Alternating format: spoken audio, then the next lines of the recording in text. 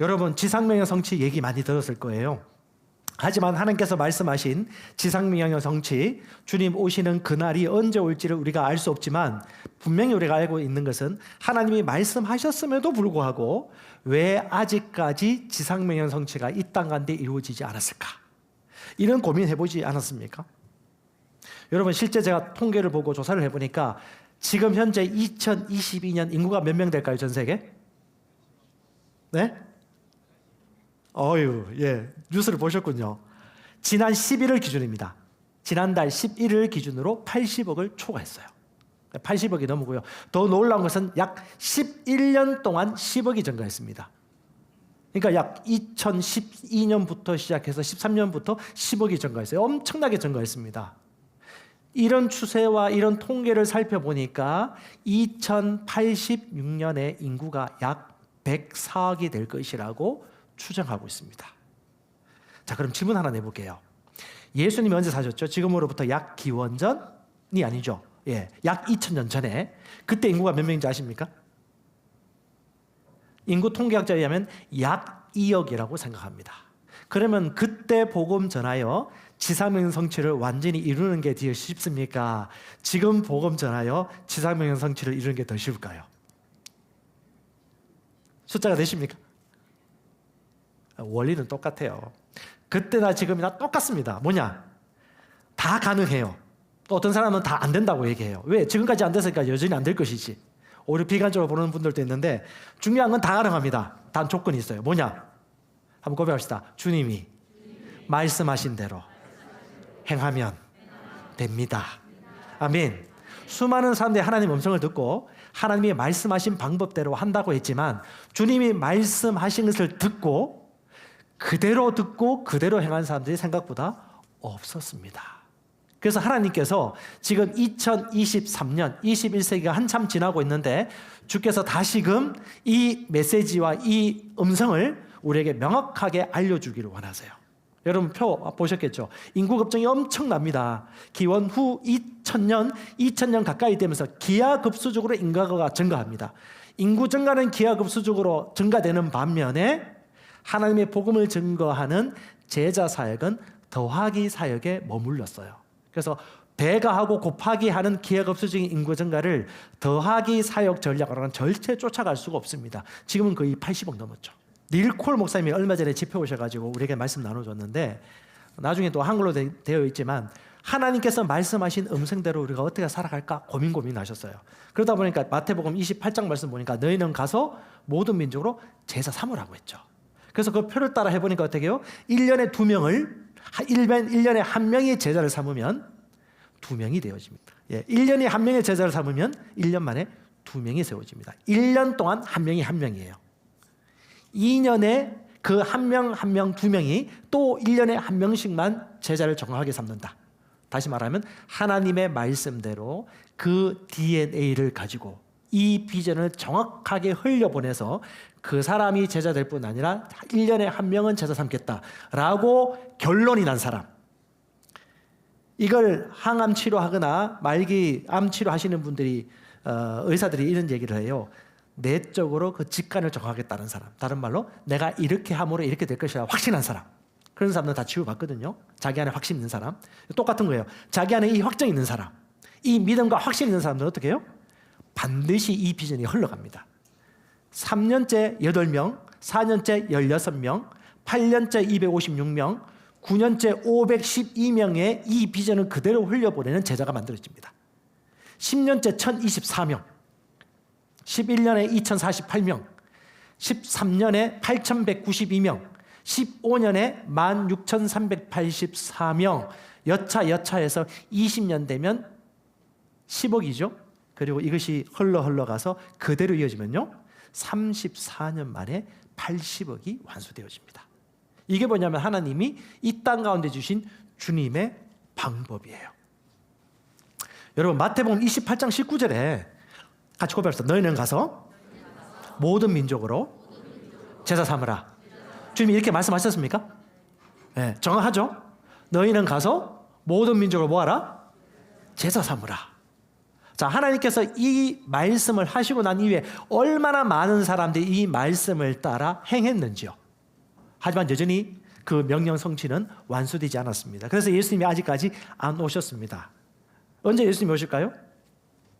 마태복음 24장 14절에 보면 마지막 끝날 모든 민족에게 이 복음이 증거되어야 하리니 그제서야 끝이 오리라. 그때 언제냐? 예수님이 오실 날이에요. 자, 그러면 보세요. 주님을 진짜 사랑하고 주님 오심을 준비하는 사람들은 그날이 오기를 열심히 애쓰고 있습니다. 근데 주님께서 말씀하셨어요. 너희가 내가 말한 그대로 지켜 행하라고 말했기 때문에 말씀대로 하지 않으면 그 일들이 아주 멀어질 것입니다. 그래서 주님께서는 지상명령 성취를 정확하게 말씀하셨고 듣는 우리가 정확하게 들으셔야 돼요. 여러분, 하나님은요 평범한 사람들에게 하나님의 말씀을 정확하게 알려주어서 그대로 실행함으로 말미암아 영광 받으십니다. 똑같습니다. 여러분 직장인이 어디든 어떤 환경에 있든 간에 똑같이 일하세요. 마태복음 28장 너희는 가서 모든 민족으로 제자 삼으라. 그 다음에 아버지와 아들과 성령의 이름으로 침례를 베풀라. 가서 복음 전하고요. 오라고 하는 거 아닙니다. 가는 겁니다. 그 다음요. 물 침례만 주었다라면 성령 침례까지 주어서 주 예수께서는 불과 성령으로 기름을 부어주시고 은혜를 베풀어 주신다고 말씀하셨어요. 불과 성령으로 침례받고 기름 부음 받도록 우리가 돕고요.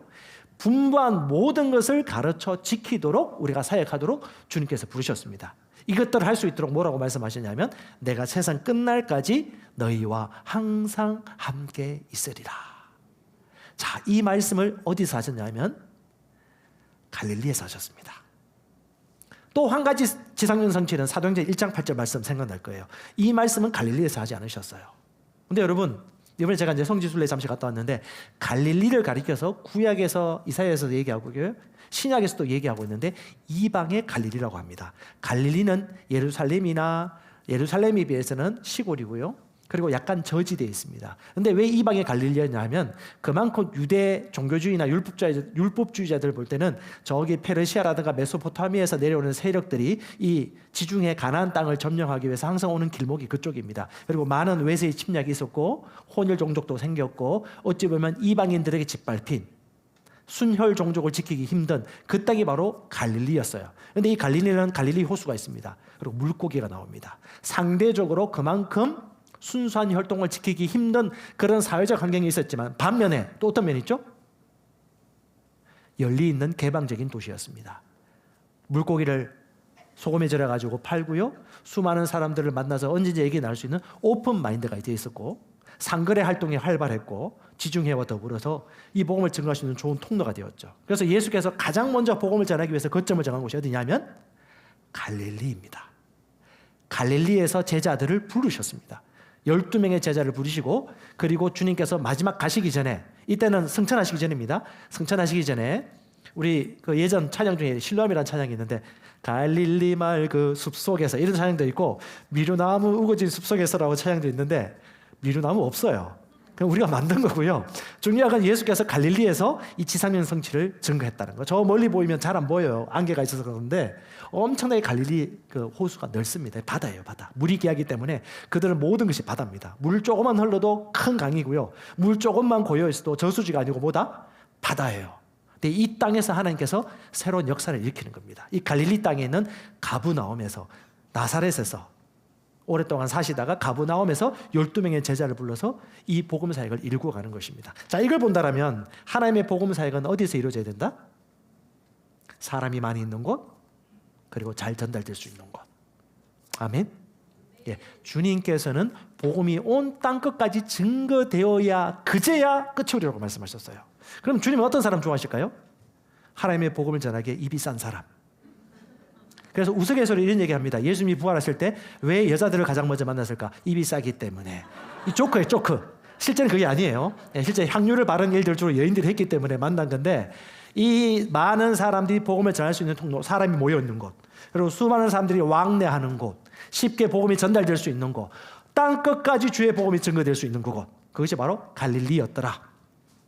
그리고 주님께서는 승천하실 때는 어디요? 예루살렘에 승천하십니다. 예루살렘에 우리 마지막 하셨던 성경 말씀 같이 읽어볼까요? 시작. 오직 성령이 너희에게 임하시면 너희가 권능을 받고 예루살렘과 온 유대와 사마리아와 땅끝까지 이르러 내 증인이 되리라 하시니라. 야, 온 유대, 그러니까 이스라엘의 핵심 중심지는 예루살렘입니다. 이 예루살렘이 유대 땅이고요. 유대 땅 위에가 사마리아 땅이고 사마리아 위에 북쪽이 갈릴리 땅입니다.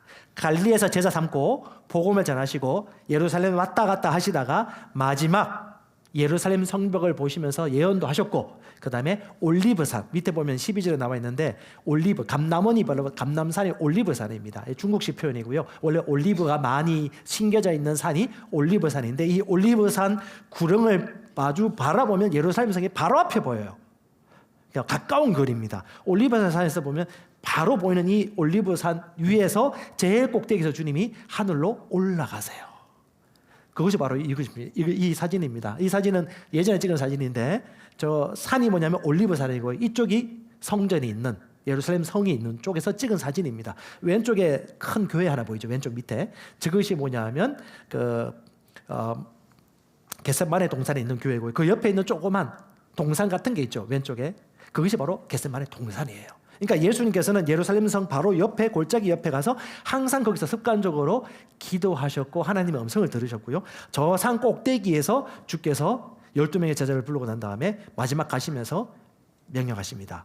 오직 성령이 너희에게 임하시면 너희가 능력을 받으리라. 너희는 예루살렘을 떠나지 말고 성령이 오실 것을 기다려라 라고 말씀하시면서 주님이 하늘로 올라가셨어요. 그리고 구름이 가려졌습니다.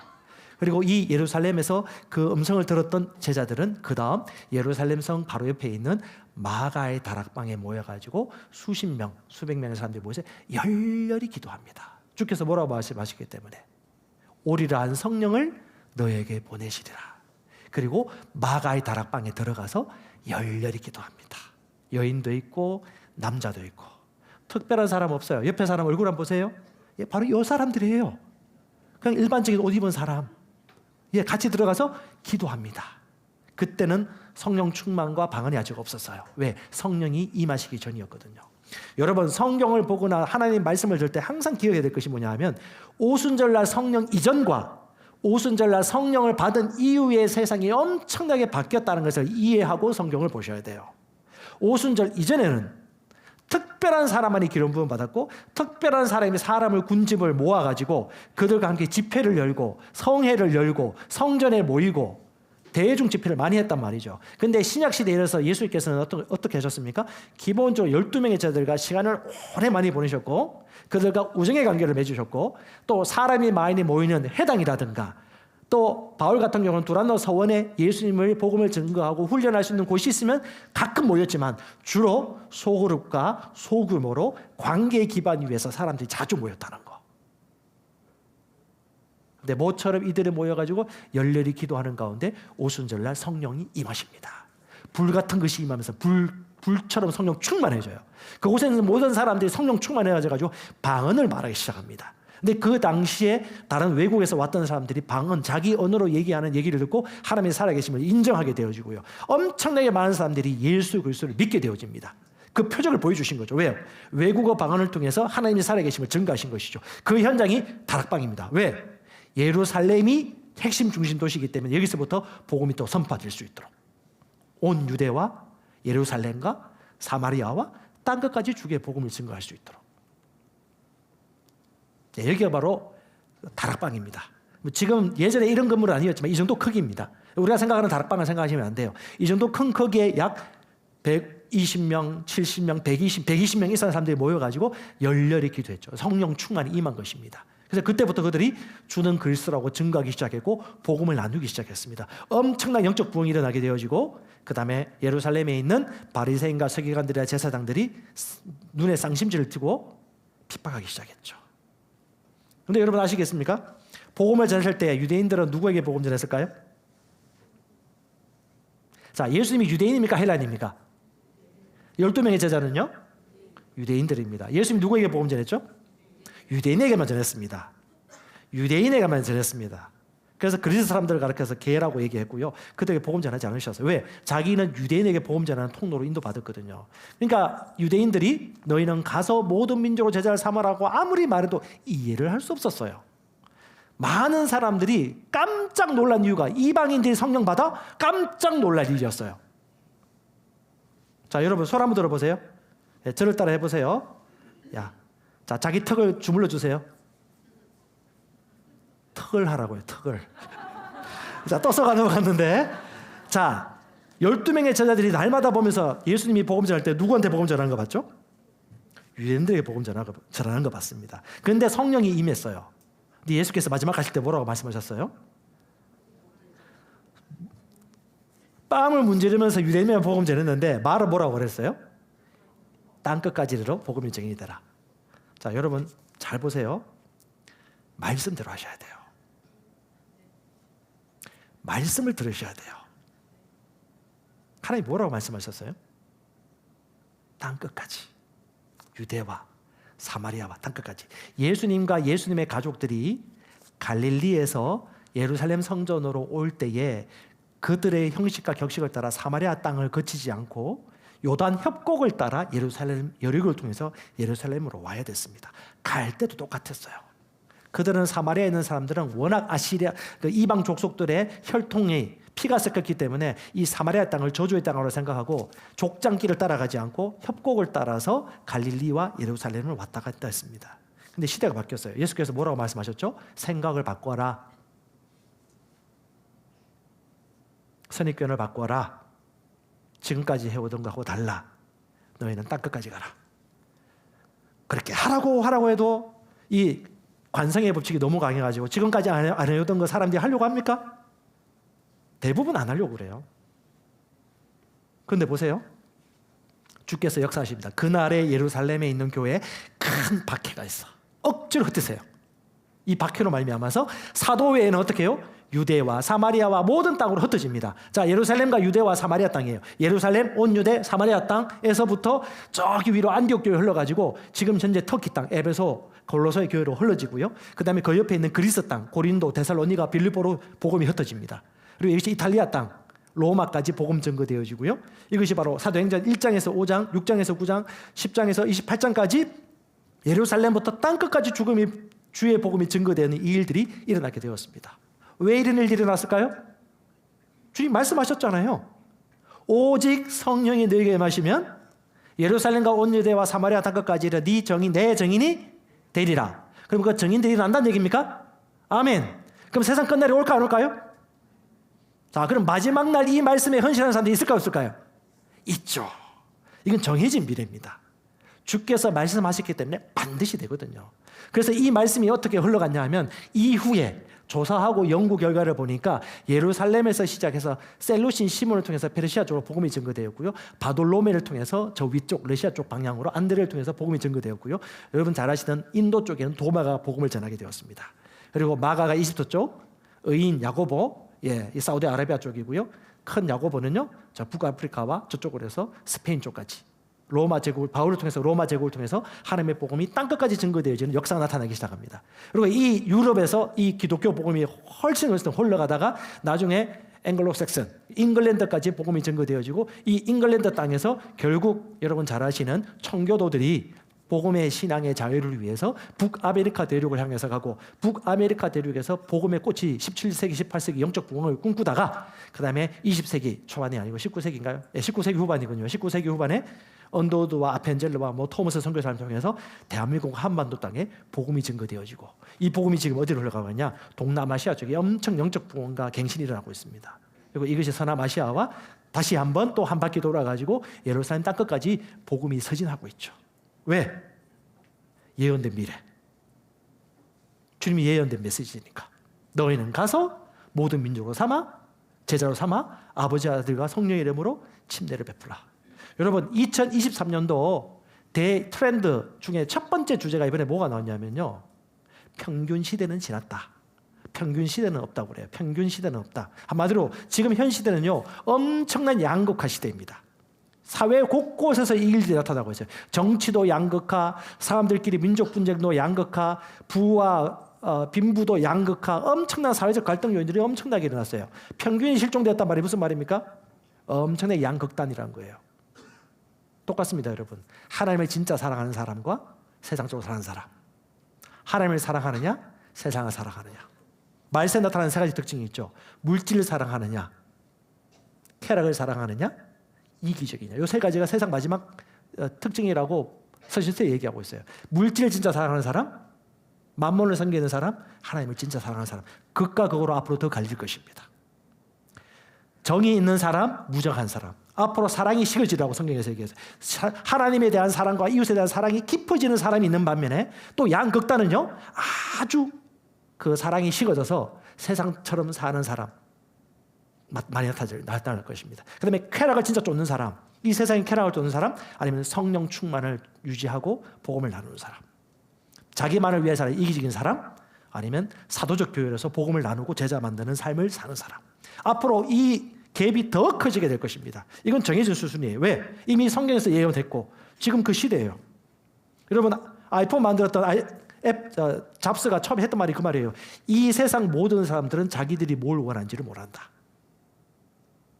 복음 전하고 영혼 구원하려고 세상에 나가보시고 캠퍼스 나가보세요. 이 모든 사람들이요, 교회를 몰라요. 기독교를 반대하는 게 아니에요. 뉴스로만 기독교 듣고요, 교회를 가본 적도 없고 만난 적도 없고 예수에 대해서도 들어본 적도 없고 사복음서에서 들어본 적도 없어요. 이분들은 단지 모를 뿐이에요.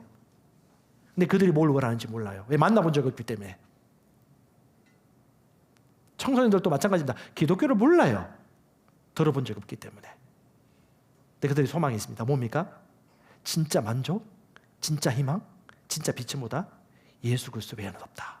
이걸 예수 그리스도를 믿는 예수님의 제자들이 아니고서는 전할 수가 없어요. 이 세상 사람들 뭘 원하는지 몰라요. 그래서 방황하고 있습니다. 온갖 주술에 점치고요, 타로점을 치고요, 명상을 하고요. 저마다 엄청난 명상책이 지금 엄청 날개 돌린 듯이 팔리고 있는 이유가 뭐죠? 영적 기근이 있다는 거예요. 여러분, 속지 마세요. 마귀에게. 그들은 갈급하고 있습니다. 단지 접촉하지 않았을 뿐이죠. 아멘. 교회가 바로 그 키를 가지고 있는 것입니다. 자, 닐콘 목사님입니다. 새벽 일찍 가가지고 제가 어줍지 않은 영어 한마디 해가지고 사진 한 장만 찍었습니다. 기회다 싶어가지고. 닐콘 목사님 책을 여러분 다 알잖아요. 예, 요 옆에 있는 4가지 책 정도는 제가 요번에 이스라엘 성지순례 내가면서 거의 13시간, 14시간, 15시간 비행기 타면서 오간 이리시 다시 한번 정독 다 해버렸어요.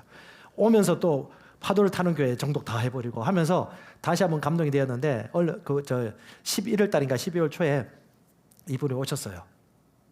근데 이분이 1990년 후반때 교회 목회 사역도 하시고 담임 사역도 하시고 열렬히 큰 사역을 하시다가 충격을 받았어요. 주님. 그러다 꿈을 꿨는데 신부가 있는데 머리 다 빠진 신부, 허름한 신부, 눈 초점을 잃은 신부, 옷은 너덜너덜하고 피부도 너덜너덜하고 초점 잃은, 신발이 헤어진 이 모습으로 신부가 신랑을 기다리고 있는 그 꿈을 왔어요. 근데 자기 안에 알겠더래요. 이것이 오늘날 20세기, 21세기 교회의 모습이다. 자기의 소명이 다했다는 걸 알고 교회를 그만둡니다. 그리고 어디에 뛰어드냐? 주님이 실로 이 땅 가운데 하기를 원하시는 거. 뭐? 마태복음 28장 19절, 사도행전 1장, 너희는 가서 제자 삼으라고 했지. 제자 삼으라고 했지. 등록교인 늘리라고 하지 않았지. 주일 성전뜰 밟고 예배 출석하는 종교인을 만들라고 하지 않았지. 뭘 만들어? 너희는 가서 제자를 만들라고 그랬지. 주님은 그런 방법을 얘기해 줬어요. 뭐라고? 가서 제자 삼으라. 그런 하나님의 음성을 정확하게 듣고, 내가 주님이 시키신 일을 하지 않았구나. 주님이 시키신 일을 그제야 그때 알게 된 거예요. 주님이 뭐라고 말씀하셨는지 들리기 시작한 것입니다. 그리고 그 말씀을 따라 그대로 하기로 작정을 해요. 그리고 그 땅을 빠져나와서 모든 사람들이 미쳤다고 그랬어요. 당신 정신이냐? 그때부터 교회 배가 정식협회 사역을 하면서 약 5년 내지 6년 정도 제자 만드는 사역을 합니다. 이 제자 만드는 사역이 뭐냐? 지금까지 완전히 다른 생각, 다른 아이디어로 어떻게 해요? 성경 초대교회와 유기적 교회와 신약교회가 했던 그 모습 그대로. 그래서 5년, 6년 만에 수십 개, 수백 개 교회가 세워집니다. 근데 이 교회 특징이 뭔지 아십니까? 평균 인원이 10명에서 11명, 12명. 5년 만에 4세대를 봅니다. 4세대. 자기가 세우고 같이 인도했던 그 그룹이 그 다음에 또 그룹을 낳았고 또 그룹을 낳았던 이 4세, 1, 2, 3, 4, 4세대가 나중에 만났는데 그 사람이 비행기에서 만나서 인사하고 갔는데 나중에 2주, 3주 후에 들어보니까 얘가 정손자 세대 교회에 속하는 멤버였던 거예요. 그러니까 하나님의 성령께서는 모든 각 사람 안에 임하셔서 이런 두세 사람이 주님의 이름을 모인 교회가 활발하게 이어져 나갈 수 있도록 한 사람이 마음을 꿈을 품고 기도하고 말씀에 말씀하신 대로 실행하다 보니까 이 운동이 일어나게 되었고 랄프 모 목사님이 같이 동력하시는 분입니다. 그리고 지금 수많은 가정교회라든가 가정교회라서 꼭 집에서 예배드린다는 얘기 아니에요. 관계 기반 위에서 주님이 주신 그 말씀 뭐예요? 너희는 가서 관계 맺고 모든 족속을 제자를 삼아 그다음 뭐라 하죠? 모든 것을 가르쳐 지킬 수 있도록 하기 위한 가장 좋은 방편이 뭘까요? 다수가 되면 어려워요. 모든 것을 가르쳐. 가정이든 집이든 모든 간에. 주께서 이삭을 하길 원하신 겁니다. 그래서 여러분 복음은 가장 가까이 있는 사람으로부터 증거가 되어지고 증명을 받습니다. 예루살렘 동질 문화권입니다. 자, 옆에 있는 사람이에요. 이 사람이 변화되었어. 복음이 살아있네. 예수님이 살아있구나라고 깨닫게 되어집니다. 다시 말합니다. 여러분 가장 가까운 사람 누구? 같이 일하는 동료, 가족들로부터 예수로 말미암아 삶이 변화되었고 복음의 능력이 살아있구나라고 증거되어질 때 어떤 일이 벌어지죠? 사마리아 땅끝까지 이 유전적 DNA를 가지고 정확하게 복음 전파와 제자와 사역이 확장되어집니다. 어디요? 예루살렘과 유대와 사마리아와 갈릴리 지나서 땅끝까지. 이 모든 땅끝까지 주님께서 이렇게 복음 사역을 행하시는 것이죠. 주님께서는 이 복음에 온 땅 가운데 전파되어서 예수를 믿기를 원하셨습니다. 그다음에 주님이 우리에게 주신 메시지와 평범한 일상입니다. 자, 그러면 여러분 한번 보십시다. 이 말씀을 전가하신 예수님은 가시기 전에 뭘 보여주셨나요? 한번 살펴보십시다. 자, 요한복음 21장입니다. 오늘 핵심 주제 말씀인데요. 같이 한번 읽어보겠습니다. 예수께서 이르시되 지금 잡은 생선을 좀 가져오라 하시니 시몬 베드로가 올라가서 그물을 육지에 끌어올리니 가득이 찬 큰 물고기가 153마리라. 이같이 많으나 그물이 찢어지지 아니하였더라. 예수께서 이르시되 와서 조반을 먹으라 하시니 제자들이 주님이신 줄 아는 고로 당신이 누구냐 감히 묻는 자가 없더라. 예수께서 가셔서 빵을 가져다가 그들에게 주시고 생선도 그와 같이 하시니라. 이것은 예수께서 죽은 자 가운데서 살아나신 후에 세 번째 제자들에게 나타나신 것이라. 그들이 조반 먹은 후에 예수께서 시몬 베드로에게 이르시되 요한의 아들 시몬아 네가 이 사람들보다 나를 더 사랑하느냐 하시니 이르되 주님 그러하나이다. 내가 주님을 사랑하는 줄 주님께서 아시나이다. 이르시되 내 어린 양을 먹이라 하시고 또 두 번째 이르시되 요한의 아들 시몬아 네가 나를 사랑하느냐 하시니 이르되 주님 거랍니다. 내가 주님을 사랑하는 줄 주님께서 아시나이다. 이르시되 내 양을 치라 하시고 세 번째 이르시되 요한의 아들 시몬아 네가 나를 사랑하느냐 하시니 주께서 세 번째 네가 나를 사랑하느냐 하심으로 베드로가 근심하여 이르되 주님 모든 것을 아시오매 내가 주님을 사랑하는 줄 주님께서 아시나이다. 예수께서 이르시되 내 양을 먹이라. 아멘. 자, 이 말씀 여러분 집에 가서 또 한 번 보시고 또 한 번 보시고 또 한 번 보세요.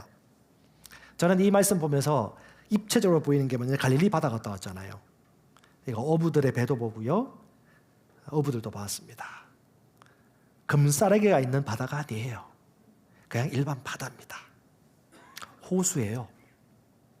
그런 주업이 물고기 잡습니다. 지금 여러분들 관광객들 먹는 물고기는 절대 거기서 난 물고기 아닙니다. 씨가 마릅니다. 그러면 정해져 있습니다. 몇 마리 정도까지만 의회 갈 수 있도록 대부분 양식에서 우리가 파는데요. 예수께서 부활하신 후에 세 번째 나타나셨습니다. 그날도 베드로와 제자들은 갈릴리 바다에서 물고기를 잡았는데 전혀 잡지 못하고 아침 일찍 돌아오는 길이었습니다. 근데 그 저 멀리서 예수께서 불을 피워놓으시고 생선을 굽고 있었습니다. 그리고 여러분 피타빵이라든가 여러 가지 빵 종류가 있는데 이 빵을 같이 준비하셔서 음식을 준비하고 계셨죠. 오른편에 그물을 던지라. 그물을 던졌더니 153마리가 잡힙니다. 깜짝 놀라죠. 그리고 주님께서 그들을 만났습니다. 그리고 같이 음식을 먹습니다. 빵을 가지고 아마 올리브유라든가 뭐 야채 쓰는지 모르겠습니다. 빵과 생선을 섭취했습니다. 지금으로부터 2000년 전에. 이 베드로 동상인데요. 성경 말씀 보면 아침 먹은 후에, 밥 잘 먹고 아침 먹은 후에 베드로를 탁 보여주면서 예수께서 말씀하십니다. 네가 나를 사랑하냐? 주님 뭘 물어보셨죠? 사랑을 물어보셨습니다. 여러분, 업무 성취를 하거나 목표를 도달하는 게 중요한 게 아니에요. 여러분, 이 세상에 워커홀릭이 엄청나게 많습니다. 자기 주도형도 엄청나게 많습니다. 업무 성과 잘 거둔 사람 많습니다. 등록교인 잘 만든 사람 많습니다. 주께서 뭘 물어보셨느냐? 네가 나를 사랑하느냐라고 물어보셨어요. 베드로는 음식 잘 먹고 배가 부른 상태에서 네, 제가 주님 사랑하는 줄 주님이 아십니다. 3번이나 물어봅니다. 1번이면 됐지, 2번이면 됐지, 3번이나 물어봐요. 베드로는 근심하기 시작합니다. 왜요? 이게 뭐냐면 베드로 통곡교회라고 불리는 곳입니다. 여러분, 이스라엘 가면요, 통곡했던 곳에 통곡교회, 운 곳에 우는 교회, 다 있습니다. 교회가 예배당 다 만들어놨어요. 김일성 장군도 아니고, 그렇죠? 북한은 이해 가겠는데 다 만들어놨어요. 뭐 여기서 갑자기 신발끈 묶었으면 신발끈 교회 뭐 이렇게 하듯이 그 다 만들어놨어요. 다 이제 장사도 되고, 그다음에 성지도 되고 좀 보호도 되어지는데 베드로 통곡했던 곳이라고 베드로 통곡교회인데 그 옆에 가야바 그 관자가 있습니다. 예수님이 그 땅굴 속에, 여러분 다 아시면 지하 동굴 속에 예수님이 묶여가지고 고문 당했던 그 흔적이 있는 그 지하 동굴과 집들이 있고요. 그 집들 위에 밖에 나오면 예수님이 끌려갔던 장소 옆에 요 동상이 있어요. 잘 안 보이는데 저게 그 베드로입니다. 그 옆에 로마 군병이 있고 옆에 여인들이 있죠. 당신이 예수를 알지 않습니까? 라고 할 때 저 밑에 동상에 보면 잘 안 보이는데 라틴어로 이렇게 되어 있습니다. I don't know him. 난 그를 모릅니다. 안 보여요. 그래도 I don't know him. 몇 번 물어봤죠? 3번 물어봐요. 3번 다 no, 모릅니다. I don't know. I don't know. I don't know. 그제서야 꼭뀨 하고 닭이 울어요. 자, 동상 제일 꼭대기에 뭐가 있죠? 닭이 울고 있습니다. 들리는 얘기에 의하면 그때부터 치킨을 안 먹는데요, 베드로가. 근데 예수님이 부활하고 난 다음에 다시 갈릴리로 가죠. 지금 여기가 예루살렘 아닙니까? 다시 예루살렘 다 갔죠. 예루살렘에서 갈릴리 바다까지 또 멀리 갔습니다. 자기 고향으로. 거기서 고기 잡고 있었던 거예요. 예수님이 부활하셨죠. 3번째 나타나셨습니다. 또 같이 물어봐요. 3번이나. 여러분, 3번 하면 확정이고 확신입니다. 여러분, 욥바에 있는 가이사랴에 있는 백부장을 통해서 하나님이 욥바 무두장이 시몬의 집에 있는 베드로에게 이방인들에게도 복음 전해야 된다라는 것을 보여주기 위해서 한 상을 보여줘요. 기도하는 중에. 그게 뭐냐면 먹지 못하는 짐승이 보적에서 내려오는 겁니다. 이 가이사랴와 욥바가 그리 멀진 않아요. 해변길이거든요. 지중해 해변길. 몇 번 보여줬을까요? 3번. 3번이나 먹어라. 정확하게 확정해 주신 것이죠. 네가 나를 사랑하느냐? 네. 네가 나를 사랑하느냐? 네. 네가 나를 사랑하느냐? 네. 예수께서 뭐라고 말씀하셨습니까? 내 양을 먹이라. 베드로와 제자들은 그때부터요, 성령 충만 받고 난 이후에, 오순절 성령 충만 받고 난 이후에 그들은 제자를 삼기 시작했습니다. 처음에 몰랐어요. 유대인들만 복음 전하려고 하다가 주께서 땅 끝까지 복음 전할 수 있도록 길을 열어주셔가지고 그다음부터 복음 전파가 확실히 이루어지게 되었습니다. 여러분, 주님 사랑하십니까? 닐콜 목사님이 그 얘기를 해요. 주님께서 마지막 오실 때 우리에게 뭘 물어보실까? 자기에게 그렇다는 음성이 들렸대요. 첫 번째, 네가 나를 사랑하느냐? 예, 주님, 내가 주님을 사랑합니다. 두 번째, 네가 나를 사랑한다면 내가 너에게 분부한 것을 행했느냐? 주님께서는 마지막 가실 때 말씀하셨습니다. 너희는 가라, 모든 민족으로 제자를 삼아라. 세상 끝날까지 그것을 할 수 있도록 너희와 함께 하리라. 주님이 이렇게 말씀해 주셨어요. 그리고 주님께서 모범을 보여주셨습니다.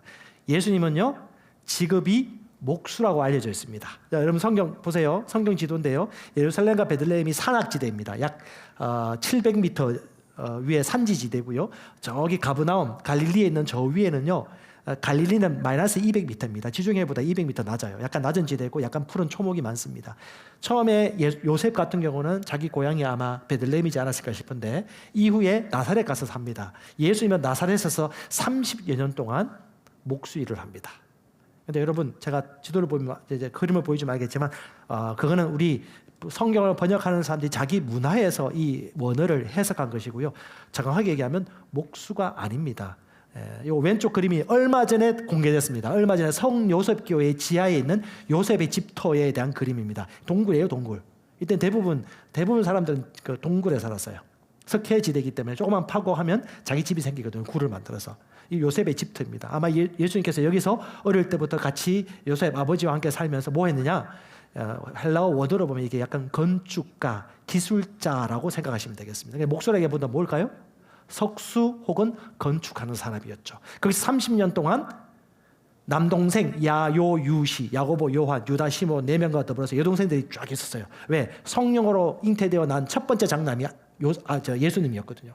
예수님의 동생들이 가득했어요. 그 동생들 먹이면서 가르치고 말씀 가르치고 아버지 말씀을 이어받아서 같이 석공으로서 혹은 건축가로서 기술직으로서 이 일들을 감당하면서 돈을 벌었죠. 얼마 동안? 30년. 어디서요? 나사렛에서. 예. 그러다가 마지막 3년 반 때 어디냐면 가브나움으로 내려갑니다. 예. 나사렛은 2만 명 정도 사는 2,200명 정도 사는 아주 시골 동네였습니다. 거기서 이제 가브나움 해변가, 바닷가, 갈릴리 바다에 있는 가브나움으로 가서 그것도 3년 반 동안 뭘 하셨냐? 사역자로 살아갑니다. 자, 그분은 자기 전문적인 직업 일터를 가지고 있었고요. 전문직이었습니다. 그리고 일터를 가지고 있었어요. 그리고 충분히 일을 했습니다. 아마 동생들이나 형제들도 크고 30세가 되었으니까 얘들도 먹고 살 수 있는 길들이 준비되었고 아버지도 그런 준비되었기 때문에 예수님은 사역을 시작하셨고요. 이 갈릴리 땅에 가브나움에 가서 사역을 하기 시작하는데 그때부터 제자를 부릅니다. 어디에? 갈릴리에 있는 어부들과 그쪽 사람들 다 부릅니다. 가장 많이 사역하셨던 장소가 어디냐면 바로 이 가브나움이에요. 갈릴리 가브나움 동네에 내려오사.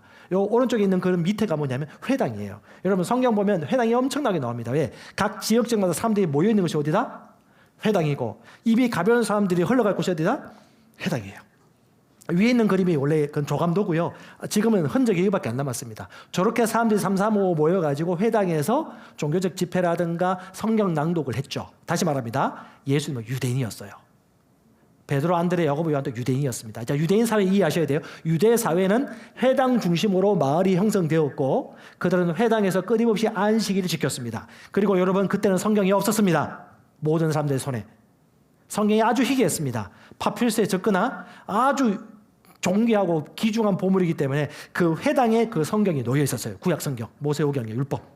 그러면 그 성경을 랍비들이 가가지고 안식일 날 이때 되면요 가서 그 성경을 펼쳐서 해당되는 부분을 읽는 거예요. 그래서 성경 복음서에 보면 예수님도 해당에 들어가서 성경을 펼쳐서 이사야 말씀을 읽으시죠.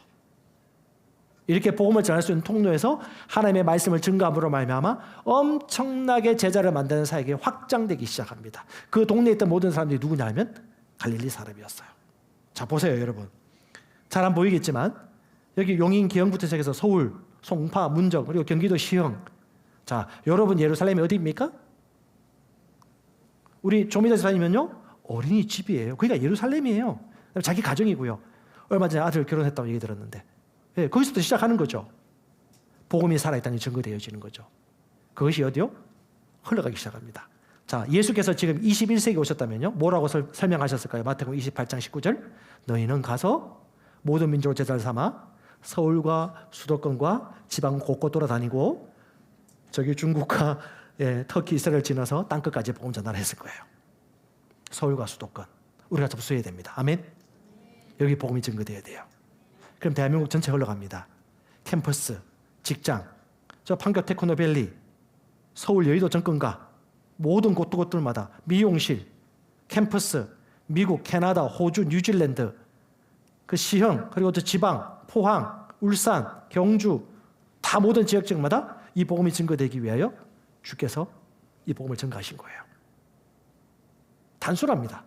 가장 가까운 데부터. 그래서 예수께서는요, 빌립은 안드레와 베드로와 한 동네 베세다 사람으로서 이 갈릴리로부터 그 복음의 사역을 시작하신 것입니다. 어떤 사람? 관계 중심에 가장 자주 만날 수 있는 비슷한 동종의 사람들. 여러분, 베드로가요, 베드로 집터 가보면 아시겠지만 거기에 있는 문화인류학자라든가 고고에서 하는 말들은 베드로는 생각보다 재산이 있었다고 합니다. 그래서 자기 장모도 그렇고 아마 장인은 일찍 돌아가신 것 같아요. 원래 베세다 사람인데 집은 가브나움에 있어요. 가브나움 그 집터에서 자기 장모와 함께 거하고 있었고 자기 누구죠? 자기 아내와 이들이 충분히 먹고 살 수 있도록 그 당시 배 선주였어요. 선주 2000년 전에. 배를 몰았고 물고기 팔았고 충분히 경제적 여건이 돌아갈 수 있도록 방비를 하고 난 이후에 아내를 나몰라라 하지 않고 주님이 주신 사역을 위해서 아마 떠나지 않았을까. 그래서 그 지역에 있는 수많은 제자들이 함께 베세다 사람이었고요. 야고보 요한도 마찬가지고요. 가장 가까이 있는 사람들부터 이 복음이 증거되도록 주께서 길들을 열어주신 겁니다. 직장, 교회, 동료, 자녀, 학부모. 우리 여기 있는 집사님들 지금 어린이집 선생님도 마찬가지고 자기 학부모 엄마들 그리고 자기 직장의 동기들 판교, 삼평동 이쪽에 있는 IT 업계에 많은 사람들 만나면서요. 복음을 전하기 시작했어요. 왜요? 믿었기 때문에. 목사님 요즘 안 됩니다. 그거 남사스럽서 힘듭니다. No.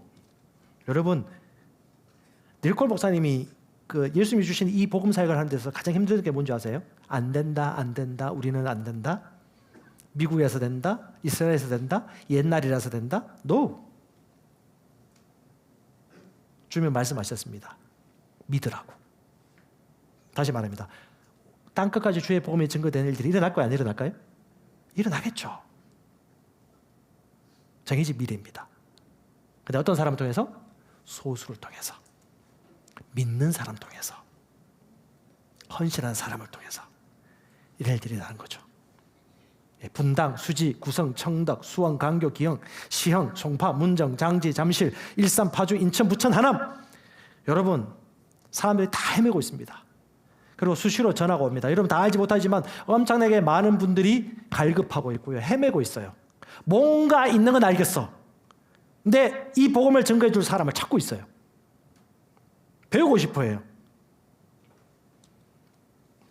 여러분, 내 교회, 네 교회, 내 셀, 네 셀이 아니에요. 하나님은 우주적인 교회를 통해서 이 복음이 온 땅끝까지 증거되길 원하십니다. 넓게 보세요. 넓게.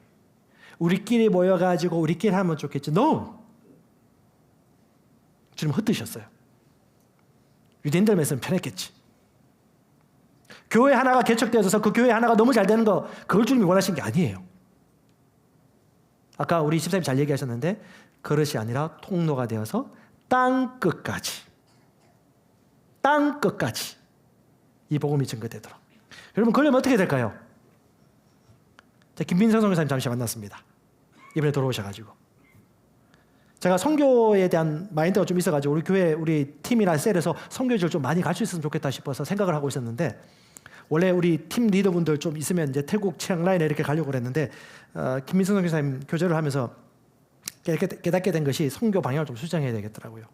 여러분 초대 신약교회의 그림으로 본다면 평균 몇 명이라고 그랬죠 아까? 10명, 11명? 많아봤자 12명이에요. 치앙라이라든가 우던탄이라든가 이쪽에 있는 곳이 다 대부분 가정교회고 소수교회예요. 그러니까 열 몇 명, 몇 명 갈 수는 없다. 목사님, 효과적으로 사역하려고 하고 성경대로 이 사역이 효과적으로 되어지려면 어떻게 해야 된다? 3명에서 4명 이내로 오세요. 3명에서 4명 이내로 자주 오시거나 달마다 몇 주마다 오시면 됩니다. 왜냐? 이 소수가 있는데 수십 명이 우르르 와가지고 선교팀이나 와서 교제를 하면요. 이게 오히려 역효과라는 것이죠. 진짜 유기적 교회, 진짜 세워지는 교회를 보면 소수가 가야 된다는 거. 어떻게 이런 사역이 일어났죠? 선교사님도 그래요. 자기도 이제 시작하는 거라고. 우리 대사들교회도 마찬가지고 AFC 안에 있는 부교련교회라든가 시흥 목동교회라든가 모든 교회 마찬가지입니다. 우리가 하고 있는 이 사역이 내 사역이 아니고 우리 교회 사역이 아니에요. 하나님이 말씀해 주신 비전입니다. 성령께서 일하고자 하는 방향이에요. 그럼 어떻게 해요? 우리는 통로화되어서 그분이 어떻게 잘할 수 있도록 어떻게 해요? 한번 따라합시다. 들은 대로 행하라. 들은 대로 하는 거예요. 들은 대로. 그걸 지금 시도하고 있습니다. 그래서 소수로 가야 될 것 같아요. 근데 이런 소그룹 교회들이 많아지면 많아질수록요, 주님이 말씀하신 이 사역이 확정되어지고 실제가 되어지는 것이죠. 조미자 집사님 셀에 있는 멤버들이 저하고 관계 있습니까?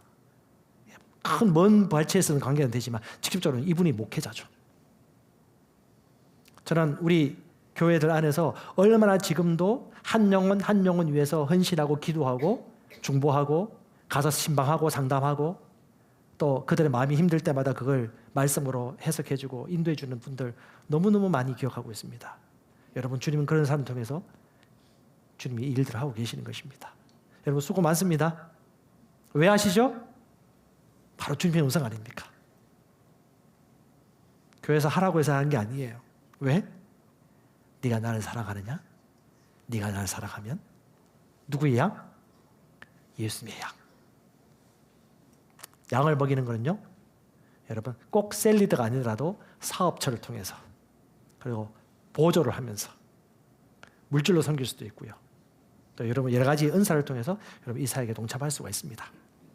그래서 예수께서는 전략적으로 공공장소를 가셔서 사람들에게 복음을 전했습니다. 갈릴리 도시 가브나움에 내려와서 안식일에 그들을 가르치고요, 시몬의 집에 들어가시니 갈릴리 여러 해당에서 전도하셨고, 무리가 몰려오니까 말씀을 듣고 게네사렛 호숫가에 서가지고 물고기도 같이 먹고 음식도 먹고, 이 예수님과 제자들과 70명, 120명의 제자들은요, 관계 중심적이었고요, 자주 만나는 사람이었고요, 식사를 자주 했던 관계입니다. 너무 자주 하니까 식사 습관도 알고요, 이를쿵 저를쿵 그 사람의 대소사도 알고요, 어릴 때 유년 때 생활도 다 합니다. 그 다음 너무 자주 만나니까 이제 뭐예요? 여기가 조사원이 아니에요. 여러분 만나고 있는 셀 멤버들이 너무 잘 알아. 이제 더 이상 알 게 없어. 그 다음 수순으로 가셔야 돼요. 닐코 목사는 그걸 깨달은 거예요. 그 다음 단계가 있구나. 새로운 사람, 새롭게 생길 곳, 새로운 공동체.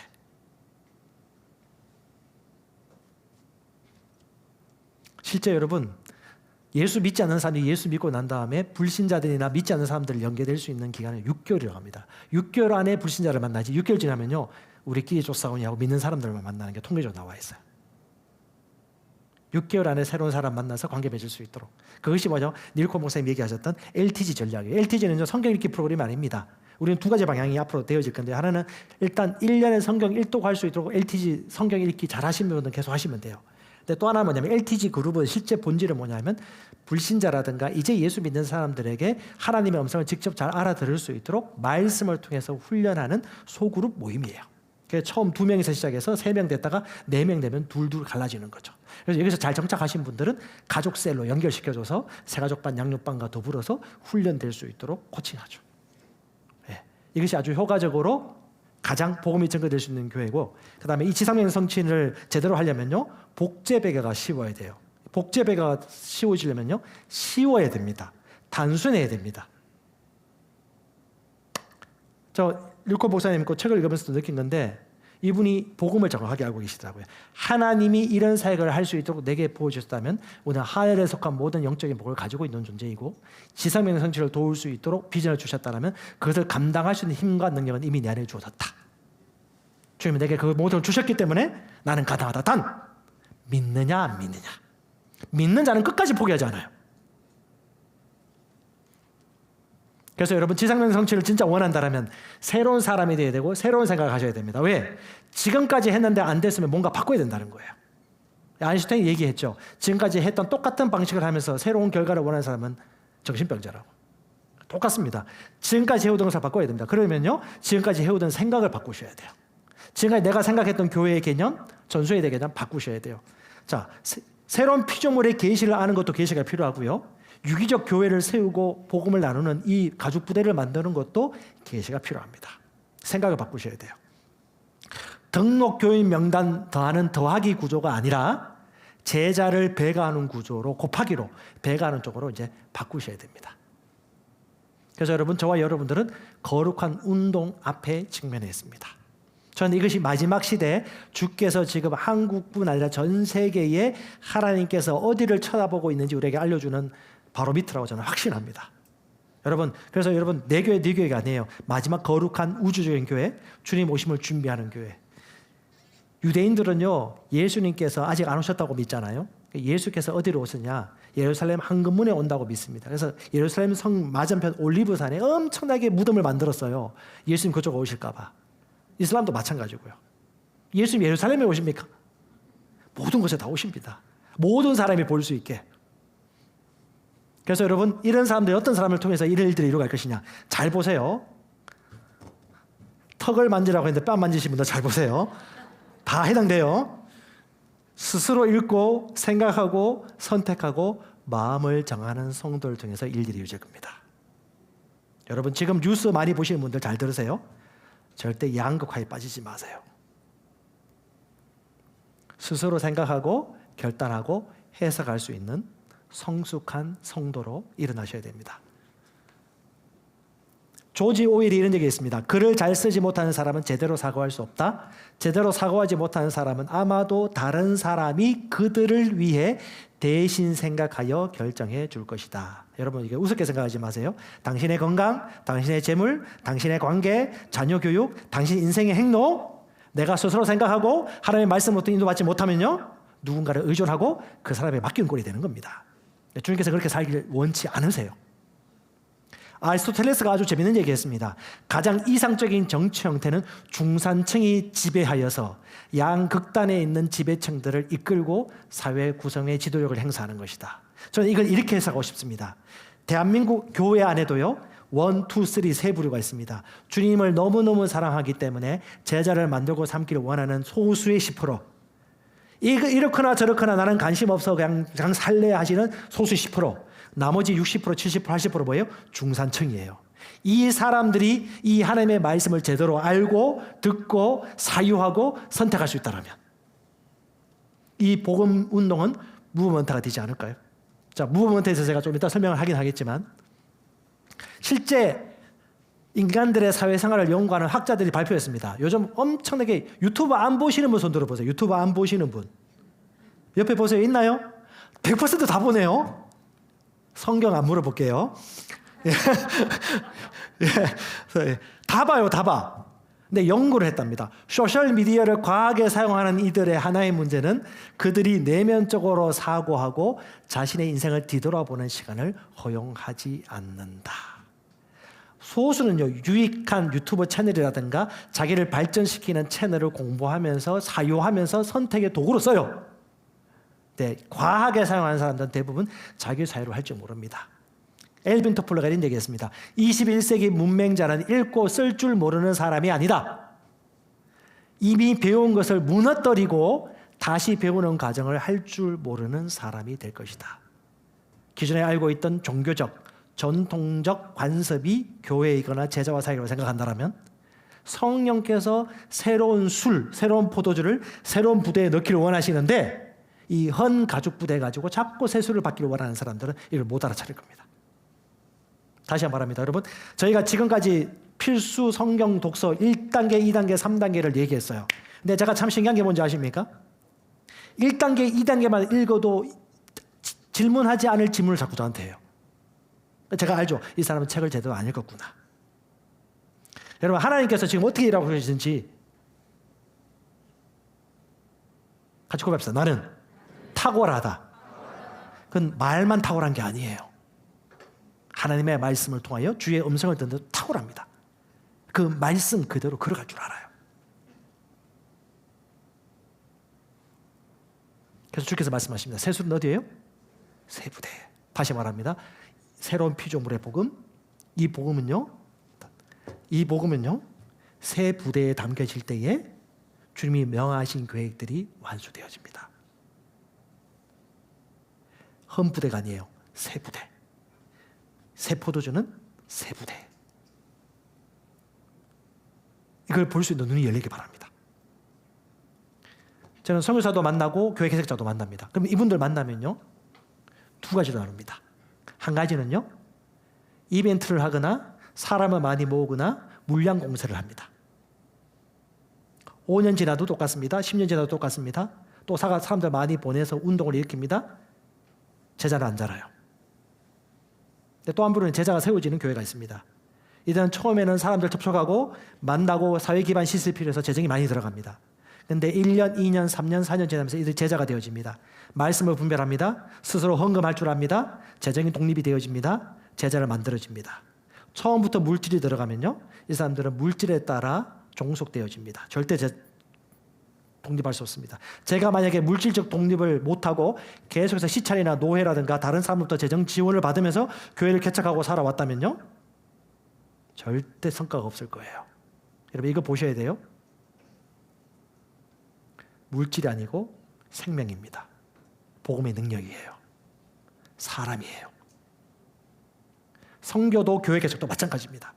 이걸 보신다면요, 우리가 길이 보이는 겁니다. 주님은 어떻게 하셨지?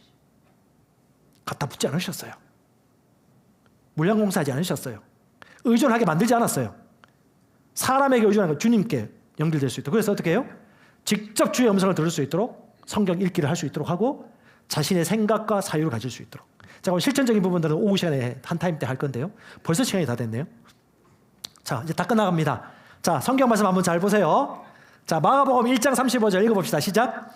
새벽 아직도 밝기 전에 예수께서 일어나 나가 한적한 곳으로 가사 거기서 기도하시더니. 자, 여러분 예수님의 행적을 보고 기도 생활이 어땠는지 특징을 살펴보세요. 두 번째, 그들이 겟세마네를 하는 곳에 이르러 예수께서 제자들에게 이르시되 내가 기도할 동안 너희는 여기에 앉아 있으라 하시고. 직접 기도라고 하시는데 기도하자고 안 했어요. 자기 혼자 기도를 가신 겁니다. 기다리라고 하셨어요. 그 다음에 누가복음 3장 21절에 백성이 다 침례를 받을 때 예수도 침례를 받으시고 기도하실 때 하늘이 열리고. 몇 가지 특징이 나옵니다. 다음, 예수는 물러가사 한적한 곳에서 기도하시니라. 혼자 갈 때가 대부분이었어요.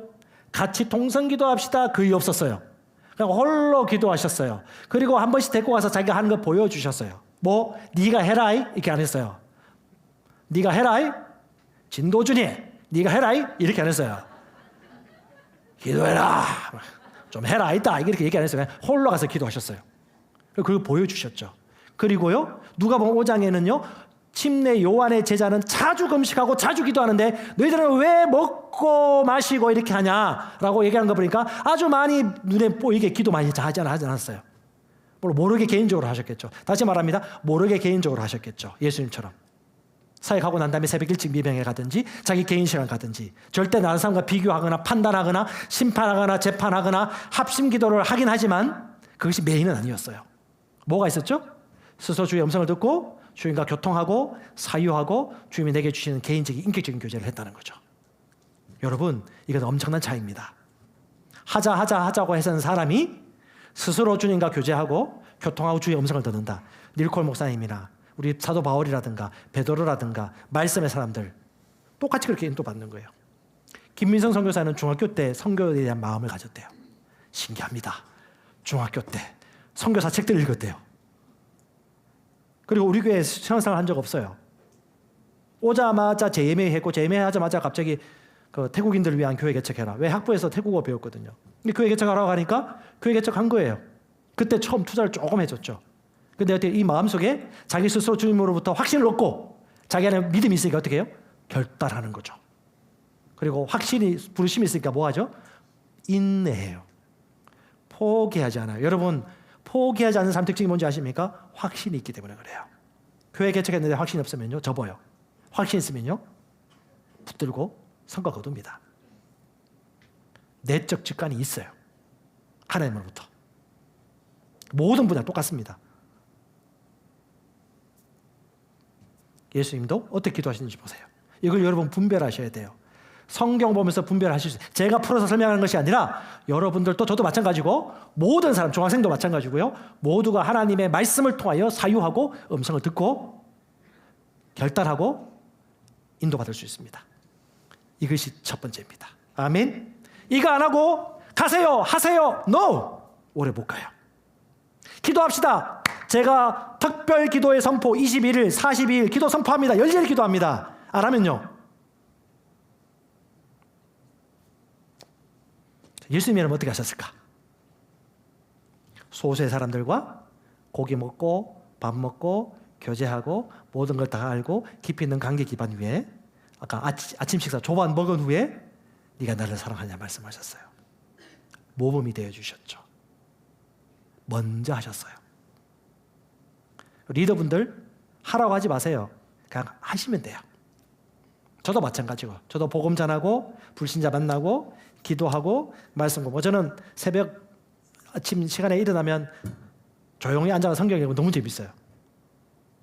너무 재밌어요.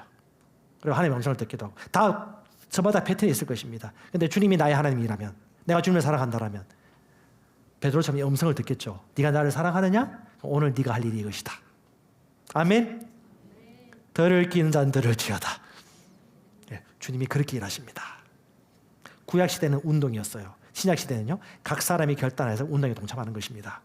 이 말씀을 하시는 8일쯤 되어 예수께서 베드로와 요한과 야곱을 데리고 기때 기도하러 가서 산에 올라가십니다. 기도를 좀 가르쳐 주시죠. 누구? 소수. 누구? 관계지향적이고 자기가 잘 알고 있는 그 사람들, 밥을 엄청나게 많이 먹은 그 사람들. 기도하시겠습니까? 보실 수 있으셔야 돼요. 여러분, 신약교회는요, 거미형 모델이 아니고 불가사리형 모델입니다. 거미형은요, 아주 독보적이고 뛰어난 특별한 사람이 이래라 저래라 카리스마적인 리더십을 가지고 좌지우지합니다. 근데 이 거미 머리를 박살내면요, 거미는 다 죽어요. 불가사리는요, 잘라도요, 다리가 또 새롭게 살아나고 장수하고 살아납니다. 소그룹 교회가 다양한 리더십을 통해서 자생할 수 있는 것이죠.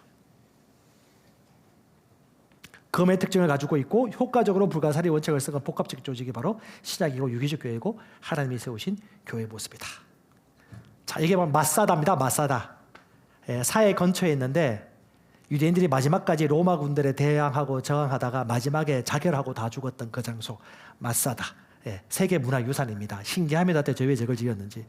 근데 이 마사다가 1960 몇 년도에 발견되어지고 공식적으로 모두 알게 되었어요. 근데 이 마사다에서 뭐가 발견됐냐면 대추 야자 나무 열매 씨가 발견되었습니다. 자, 이 씨를 심었어요. 날까요? 안 날까요? 났으니까 내가 올렸죠. 났어요. 주님 나라에 대해서 주께서 뭐라고 말씀하시냐면 이르시되 하나님 나라는 사람이 씨를 땅에 뿌린 것 같으니 밤낮 자고 깨끗한 중에 씨가 나서 어떻게 그리 되는지를 알지 못한다. 참 신기한 게 뭔지 아십니까? 자기가 하나님 나라에 대한 말씀을 듣고 믿었어요. 장님도 계시고 집사님도 계신데 다 지금 이 말씀의 씨앗을 뿌리고 있어요. 영혼을 구원하기 기도하고 있고요. 복음을 나누고 있고요. 말씀을 나누고 있고요. 근데 그거 아십니까? 헛된 것이 없습니다. 많이 뿌린 자는 어떤 형태로든 다양한 장소에서 많이 거둡니다. 아멘. 뿌리지 않는 자는요, 아무것도 거두지 않습니다. 뿌린 자는요, 반드시 거둡니다. 확신 안에 거하십시오. 여러분 꼭 기억하십시오. 소식 들었는데요, 며칠 전에 미얀마에 있는 민주화 운동하는 청년이 예수를 영접했다고 합니다. 며칠 전에 김성교 사님이 얘기해 주셨어요. 이 선교사를 이 민주화 운동하는 청년을 어떻게 만나느냐? 자기 오산에 복음 전하고 있는 그 형제가 일하고 있는 핸드폰 가게 옆에 있는 식당이래요. 원래 그렇게 일해요, 하나님께서. 그래, 이 코스를 통해 가지고 어떻게 연결된 데가 만나가지고 복음을 나누는데 예수 믿더래요. 네, 만약에 지금 미얀마가 지금 독재 군부고 공산주의 정권이거든요. 민주화가 이루어지면요, 이 민주화 운동을 하는 이 소수의 청년이 이 복음을 받아들임으로 말미암아 그 땅에 예루살렘부터 시작해서 복음이 땅끝까지 전개되지 않을까, 그런 기대를 다시 한번 해봅니다. 여러분, 여러분의 수고 헛되지 않습니다. 확신 가운데 씨를 뿌린 자는 반드시 기쁨으로 단을 거둘 것입니다. 아멘. 오후에 뵙겠습니다.